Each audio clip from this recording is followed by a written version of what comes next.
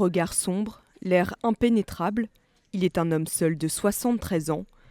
Ratko Mladic écoute les réquisitions de l'accusation, lui qui répond de génocide, crime contre l'humanité et crime de guerre. Pour les procureurs, il a été l'un des responsables de la descente aux enfers lors de la guerre de Bosnie. À cette époque, son but était de procéder à un nettoyage ethnique, en clair, faire disparaître tous les musulmans du pays.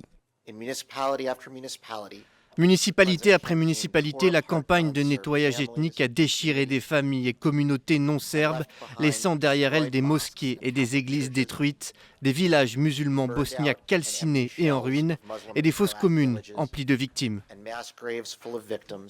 Sur ces images, Ratko Mladic, du temps de sa sinistre splendeur, entre 1992 et 1995, pendant la guerre de Bosnie, lui, le chef militaire des Serbes, était l'un des stratèges du siège de Sarajevo qui a duré près de 4 ans et où 10 000 civils ont été tués.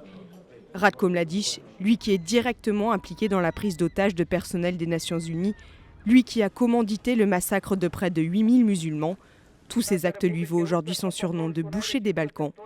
Au tribunal pénal international pour l'ex-Yougoslavie, l'accusation doit durer jusqu'à mercredi, avant de laisser la parole à la défense. Le verdict est attendu dans plusieurs mois.